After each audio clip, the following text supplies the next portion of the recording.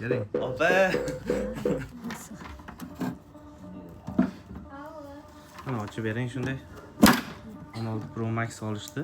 Mana barabamizda nima sovg'a chiqar ekan, bonusiga ochamiz.